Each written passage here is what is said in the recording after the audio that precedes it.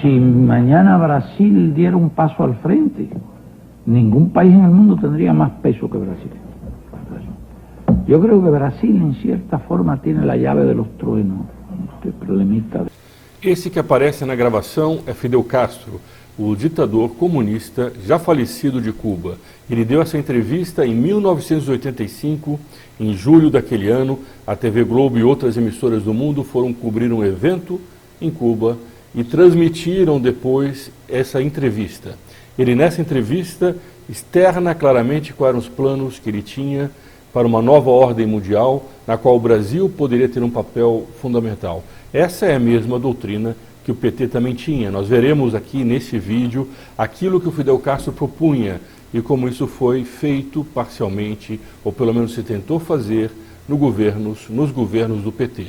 Mas não é só isso, nós veremos nesse vídeo as falsas profecias de um socialismo que se dizia capaz de triunfar. 4 anos depois, esse vídeo foi gravado em 1985, em 1989 caía o Muro de Berlim. E tudo aquilo que Fidel Castro diz nesse vídeo mostra-se hoje, mais do que nunca, uma falácia. Nós vamos ver isso daqui a pouquinho. Este é o canal do Instituto Plínio Corrêa de Oliveira e meu nome é Frederico Viotti. Se você ainda não se inscreveu no canal, faça agora mesmo, aqui embaixo há o botão de inscrição e faça parte desse grupo de pessoas que mais proximamente está preocupado com o futuro do Brasil. Para receber as nossas notificações, ative do lado do botão de inscrição o sininho.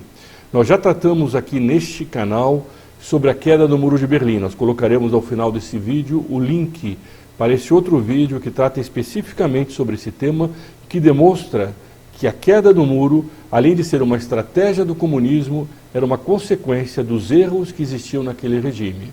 Erros que eram inerentes ao próprio sistema que negava a natureza humana.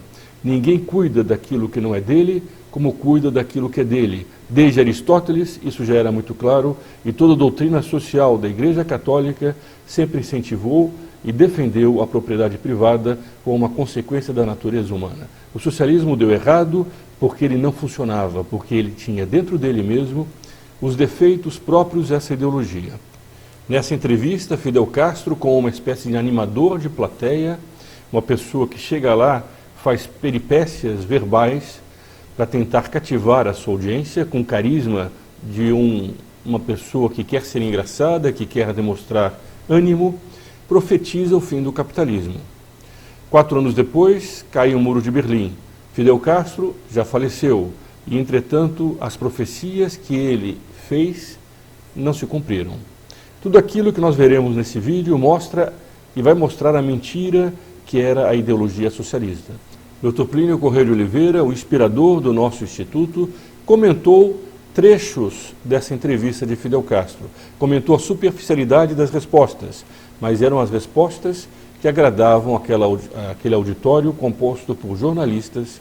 Nós bem sabemos de que lado a imprensa está, a propaganda que sempre fizeram de Cuba e que continuam fazendo, apesar da esquerda muitas vezes atacar a imprensa, nós todos sabemos perfeitamente de que lado os jornalistas estão. E recente pesquisa de opinião feita com jornalistas, a enorme maioria deles se declarou de esquerda, e naquela época era mais ainda do que hoje. Mas vamos ver o primeiro trecho selecionado dessa entrevista, dessas mentiras propagandistas que Cuba fazia naquela época, querendo indicar que o futuro era o socialismo. Pero dirigente imperialista tendría que hacer lo necesario, todo lo posible por prolongar la vida del imperialismo en circunstancias en que sus años de vida se acortan. Condenado por la historia, condenado por la historia, condenado por la historia. Eu quis repetir esse trecho porque o regime que a história condenou foi o comunismo. Esse socialismo que levou à escravidão e à morte mais de 100 milhões de pessoas. Há um livro sobre isso que já foi tratado neste blog. E os socialistas continuam com a mesma tese, que no fundo eles são a libertação de um regime que está condenado pela história, que seria o capitalismo. O que eles chamam de capitalismo não é apenas o sistema econômico, mas é todo um resto de civilização que, através de um processo histórico longo, chegou até os nossos dias. Mas vamos continuar deste trecho em que ele parou. Una pulmonía en un muchacho de 25 años que en uno de 75. Ya empieza a convertirse peligrosa la pulmonía. El imperialismo está viejo y tiene pulmonía. Pero tiene que buscar remedios adecuados, inteligentes, para enfrentarse, y yo creo que los hay, todavía. Primero, tienen que renunciar a la idea de la manía de gendarme del mundo. La idea de la manía de gendarme del mundo. A polícia do mundo, para os socialistas, é aquela que impede que o comunismo tome conta de um país. Infelizmente, essa polícia do mundo foi omissa em diversas ocasiões, desde Alta, quando permitiu que metade da Europa caísse nas garras de uma tirania como era o comunismo. A partir daí, foram uma sucessão de fatos históricos em que essa polícia não funcionou, infelizmente, mas no pouco que funcionou, os comunistas odiavam. E aqui, Fidel Castro passa o recibo. La idea de la manía de gendarme del mundo. Tiene que renunciar a la idea de la amenaza roja, comunista. De la amenaza roja, comunista. A Rússia estava escravizando boa parte do mundo livre. Entretanto, o que era preciso era fazer com que a opinião pública dos Estados Unidos forçasse o seu país, nós veremos isso num trecho mais para frente, a aceitar que não havia uma ameaça comunista. Cuba insuflava rebeliões em toda a América Latina. A Rússia criava instabilidade por toda parte e financiava Cuba, tanto que Cuba, depois que cortaram o financiamento da União Soviética, simplesmente não conseguiu manter o mínimo de estrutura física do próprio Estado. Tudo começou a ruir. E ruiu até a morte de Fidel Castro. Cuba continua com uma ditadura comunista, continua impondo a miséria ao seu povo e continua influenciando a América Latina, como é hoje o caso da Venezuela e de insurreições que têm acontecido como no Chile. Nós já vimos isso também nesse canal. Ao final deste vídeo, nós colocaremos esse link depois para essas questões que estão ocorrendo, essa instabilidade que está ocorrendo, que está sendo promovida por agentes de infiltração socialista. Não é apenas um descontentamento espontâneo da opinião pública, mas há um projeto por trás. Mas voltando ao vídeo. De que la Unión Soviética los quiere destruir. Quien conoce, como conocemos nosotros los países socialistas, quien conoce como nosotros conocemos el pensamiento íntimo de la Unión Soviética, sabemos perfectamente que la Unión Soviética tiene que armarse porque le imponen la carrera armamentista. Essa frase beira o cinismo próprio dos socialistas. A Rússia espalhava o terror na Europa. Na Hungria, por exemplo, em 1956, jovens tentaram se libertar daquele jugo comunista e foram esmagados pelos tanques.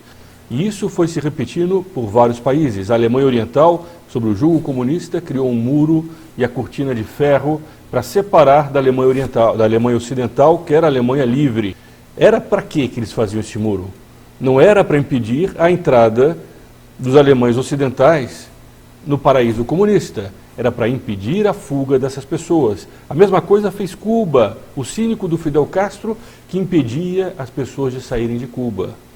E o comunismo internacional, que era um movimento organizado e que sempre foi internacional, por isso chama Internacional Socialista, sempre foi a união de todos esses partidos comunistas do mundo inteiro que queriam um movimento global pelo comunismo. O que fazia esse movimento global, amparado e financiado pela Rússia, se não criar instabilidades no mundo inteiro? O Vietnã, a Coreia, aliás, a Coreia, Fidel Castro fala da Coreia, das Olimpíadas em Seul, neste vídeo, entrevista. O que ele diz? Que a Coreia do Sul era uma colônia americana e a Coreia do Norte era a Coreia livre comunista. A Coreia do Norte que continua hoje na mesma situação. Há uma foto feita do espaço entre as duas Coreias, uma delas toda iluminada pela iluminação pública e a outra toda escura. Escura porque o comunismo, que falava em nome dos pobres, só levou à pobreza e à miséria. Essa é a situação da Coreia do Norte. Entretanto, naquele país, através da propaganda, eles controlam com a mão de ferro aquele povo. Mas continuamos na entrevista. Porque no estamos de acuerdo con una olimpiada que tiende a dividir el país, a profundizar las heridas en ese país, una maniobra politiquera del imperialismo de dar una olimpiada en Seúl para convalidar aquella colonia. Y a mi juicio una olimpiada en Seúl sería como una olimpiada aquí en la base naval de Guantánamo, en el territorio ocupado de Cuba, por una cuestión elemental de principio. No podemos aceptar eso. Para não ficar dando voz a esse animador de torcida essa pessoa que gosta de parecer vivaz, simpática, agradável e que levanta de um lado para o outro, coloca a mão na cabeça. Aliás, nós veremos isso nos comentários que o Dr. Plínio Corrêa de Oliveira fez sobre essa entrevista, comentários muito curtos, porque ele comentava mais uma outra entrevista feita nas ruas de Havana, que mostrava a situação da população cubana e como eles estavam sendo, inclusive, naquele momento, fiscalizados pela polícia enquanto falavam. E a situação em que eles estavam de um povo que não tinha nem sequer liberdade de expressar as suas próprias opiniões sobre a situação em que viviam, coisa que não acontece em nenhum país que Fidel Castro critica. Mas então vamos ver qual era o plano de Fidel Castro, o que ele achava que era o papel do Brasil para uma nova ordem econômica que o comunismo deveria criar em substituição ao capitalismo.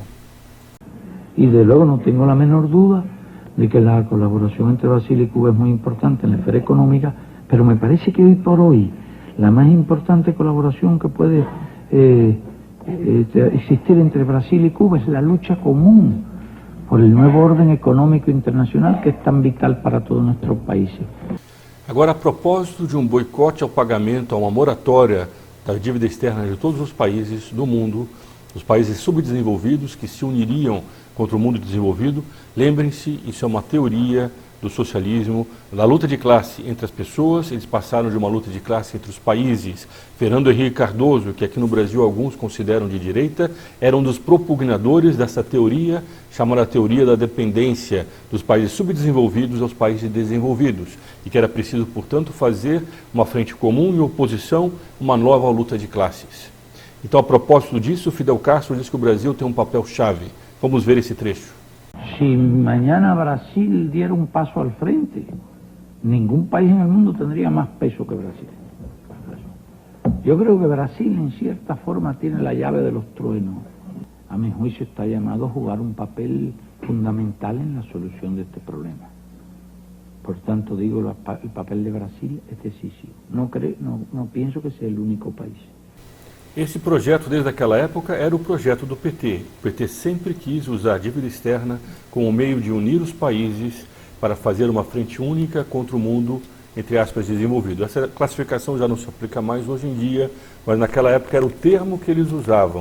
E o PT criou depois toda uma espécie de política externa do Brasil, que foi desmontada agora nesse governo do presidente Jair Bolsonaro, tentando fazer uma espécie de coligação do hemisfério sul, que seria o hemisfério mais subdesenvolvido, contra o hemisfério norte, que seria o mundo imperialista e capitalista.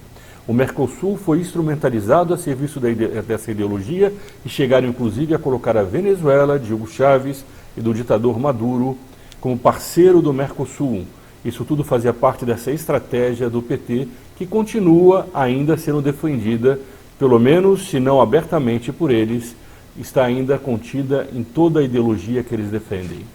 O Mercosul deixou de ser um projeto do Cone Sul da América do Sul para se transformar num projeto do Sul contra o Norte. E foi assim que o PT, desmontando todo o passado do Brasil, enfrentou cada vez de forma mais forte a opinião pública do nosso país. E foi por isso, e por outras dessas, que depois eles foram alijados do poder. Entretanto, eles querem voltar. Para conquistar el nuevo orden hace falta una estrecha unidad de todos los países latinoamericanos y de todo el tercer mundo. Porque es lo que da la fuerza política para discutir en Naciones Unidas, discutir en todas partes. Además, ese mundo industrializado necesita una sacudida. Si no, no discute, no habla, no hay nuevo orden. Que yo veo claro que el instrumento de la sacudida es la deuda. Pero una sacudida grande, grande, grande. Para el establecimiento de ese nuevo orden.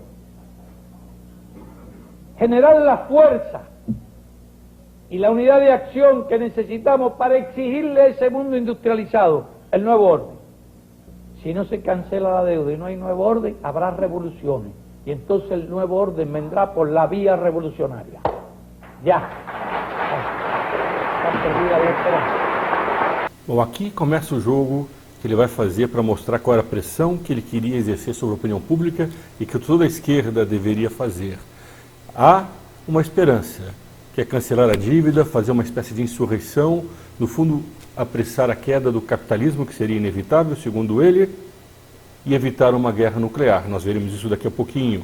Se eles não fizessem isso, haveria uma guerra e haveria uma nova ordem pela via da revolução. E aqueles jornalistas que estavam lá em tese, isentos, em tese, para fazer apenas uma entrevista, aplaudiram o discurso de Fidel Castro, dizendo que haveria uma revolução se o mundo livre, naquela ocasião, que ele chama de imperialista, não cedesse às exigências, à chantagem, porque quando se pede algo ameaçando de uma revolução, não é um pedido, é uma chantagem. E ele, agora há pouco, tinha dito por que esse mundo capitalista, imperialista, se armava sendo o socialismo tão benéfico para todos. Esse mesmo homem que dizia isso, agora ameaça de uma revolução e recebe os aplausos dessa plateia de esquerda. Mas esses movimentos revolucionários não agiam apenas do exterior para dentro do país. Eles agiam dentro dos países e sacudiam a opinião pública com essas chantagens. E conseguiam com isso que muitos preferissem ceder para não perder. E quanto mais cediam, mais perderam. Foi isso que aconteceu historicamente. E Fidel Castro sabia perfeitamente disso. Então, eu sei como pensam africanos em muitos países. Y yo te aseguro que en esta batalla podemos tener una cantidad de aliados enorme. Planteo también que necesitamos la alianza de los países, de los propios trabajadores y de las mesas y de la opinión pública del mundo capitalista industrializado, porque el mundo capitalista industrializado, ¿qué le están ofreciendo a la opinión pública? La muerte, la guerra nuclear. Y en esos países que no tienen la fin seria de nuestros países, la obsesión es la paz, la obsesión es el desempleo.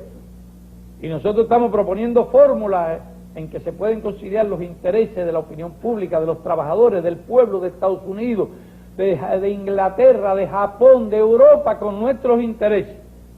Você que está ouvindo este vídeo tem a oportunidade de conhecer de forma explícita aquilo que é a tática da esquerda, como é que o comunismo internacional quis fazer e continua querendo fazer. Eles se metamorfosearam, eles têm outras técnicas, mas essa tentativa de sublevar as massas através de um discurso, uma hora aliciador, outra hora através da ameaça, o binômio medo e simpatia é uma constante nos socialistas. Se você está gostando desse vídeo, está gostando de ver esses argumentos, lembre-se de compartilhar esse vídeo entre seus amigos, para que eles também possam tomar conhecimento dessa entrevista de Fidel Castro, em que ele deixa muito claro uma série de coisas que a esquerda repetidamente esconde. No próprio ano de 1985, Dr. Plínio Corrêa de Oliveira viu essa entrevista e fez alguns comentários curtos. Vamos ver agora alguns trechos desses comentários dele. Primeiro, ele trata de um vídeo que nós não temos de entrevistas fabricadas na rua de Havana, mas que, entretanto, demonstravam já a miséria daquele regime. Os que fazem o comunismo sabem que a pobreza é o resultado do comunismo. Mas notem bem, hein? Não é um resultado involuntário, que eles gostariam de não produzir. É um resultado voluntário. O desejo deles é levar o mundo inteiro para a pobreza. É arrasar com qualquer forma de civilização para produzir o mundo hipificado, semi-selvagem, completamente dominado por forças X, que não vem ao caso tratar aqui no momento, mas que tem o domínio psicológico e o domínio hipnótico, por assim dizer, da nação. Esse mundo tribalista é o mesmo mundo que a teologia da libertação defende. O comunismo da Venezuela funcionou na Venezuela. O comunismo de Cuba funcionou em Cuba. Na Coreia do Norte, assim por diante, em tantos países da África. A miséria que a teologia da libertação considera, no fundo, uma espécie de bem-aventurança, que faz com que os homens sejam pobres e mais próximos do reino dos céus, porque essa mentalidade materialista da esquerda católica, que de católica não tem absolutamente nada e de esquerda tem absolutamente tudo, essa mentalidade é a mesma mentalidade do comunismo. Não foi por acaso que o PT nasceu nas comunidades eclesiais de base, que o PT nasceu da esquerda católica. Quando Lula foi preso, quem foi preso foram os teólogos da libertação. E é por isso que eles, desde o primeiro momento até o momento em que ele foi solto, sempre ficaram na mesma campanha de Lula livre, porque era esse projeto deles, essa mentalidade, essa ideologia socialista que estava sendo encarcerada. que foi derrubada, alijada do poder no Brasil. E para eles isso era o pior. Agora vamos ver alguns trechos do comentário sobre essa entrevista de Fidel Castro que o Dr. Plínio fez naquela ocasião em 1985. Achei, não entra aqui o intuito de injuriar, é descrição serena do que eu acho. Achei que é um palhaço muito talentoso.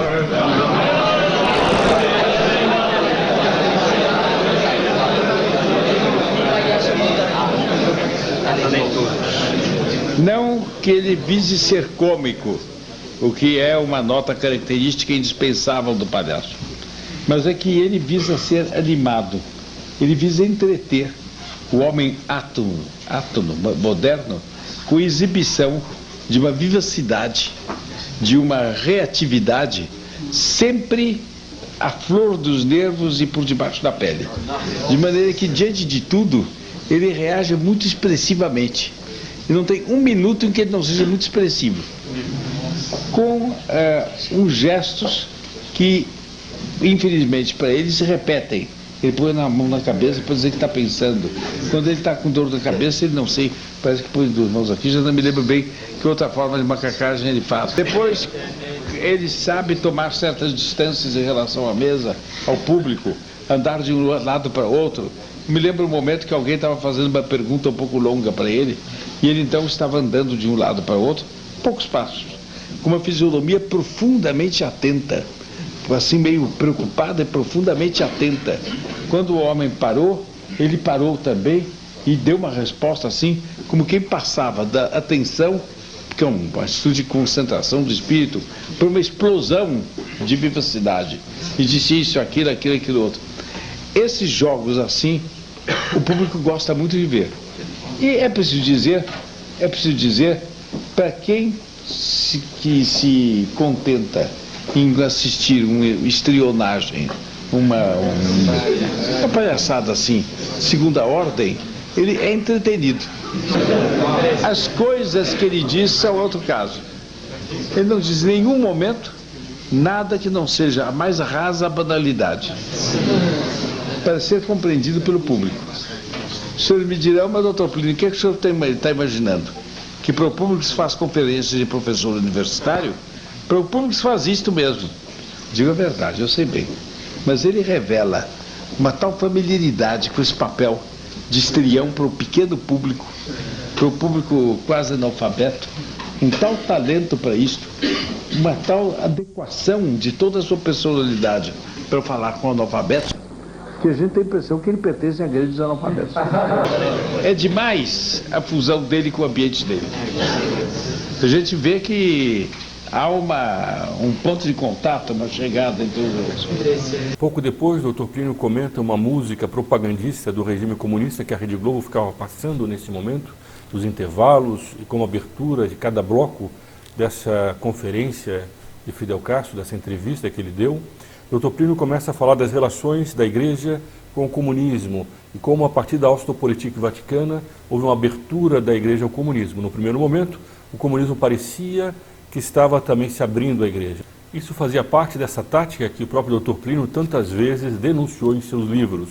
Pouco depois, começou a surgir uma onda de blasfêmias por todos aqueles que defendiam o comunismo. Blasfêmias contra a Igreja, contra os seus santos, contra os sacramentos. Isso continua, nós vimos recentemente, uma onda de blasfêmias que tem acontecido no mundo inteiro. E diz então o Dr. Plínio a respeito disso. Mas, ultimamente, com essa torrente de blasfêmias que está sendo solta no mundo, eu fico com a impressão de que a coisa está mudando e que eles vão ostentando, talvez, cada vez mais seu ódio à religião. Mas a religião vai ficando cada vez mais subserviente a eles. Eles dão a ela cada vez mais pontapés e ela lhes lambe cada vez mais as botas. O que configura arquicaracteristicamente uma derrota. Porque quando as relações entre duas pessoas ou duas instituições chegam a este ponto, que passam de uma luta de morte para uma paz mais ou menos cordial, mas dessa paz degringolam para essa situação em que um bate e o outro beija a chibata que bate e oscula os pés de que ele bate com a chibata, é a derrota completa. É a descrição característica de uma situação de derrota. Eu tenho a impressão de que é o momento de levantar o problema se nós não estamos caminhando até lá. Para terminar, enquanto o filme ia sendo passado, eu me ia sentindo cada vez mais num inferno. E tenho uma impressão de que, terminado o filme, na medida que estamos conversando entre nós, eu me lembro do verso de Dante, quando saiu do inferno. E pur torniamo a riveder le stelle. E afinal nós voltamos a rever as estrelas. Está aqui atrás de nós a Maria Stella. Saudamos cotidianamente nas nossas orações. Ave Maria, Estrela do Mar, é uma das invocações mais belas de Nossa Senhora. Se você gostou deste vídeo, deixe seus comentários, assine o canal, compartilhe entre seus amigos para que eles também tenham conhecimento desses fatos, dessas informações. É importante nós nos articularmos e sobre isso eu peço a sua atenção. Aqui em cima vai aparecer, o YouTube vai colocar no vídeo e nós colocaremos na descrição desse vídeo um link explicando os benefícios de ser um doador do Instituto. O Instituto depende exclusivamente de donativos para manter as suas atividades. Se você gosta também dessas informações, considere ser um doador do Instituto. Ave Maria Stella, viva Cristo Rei e sua Mãe Maria Santíssima.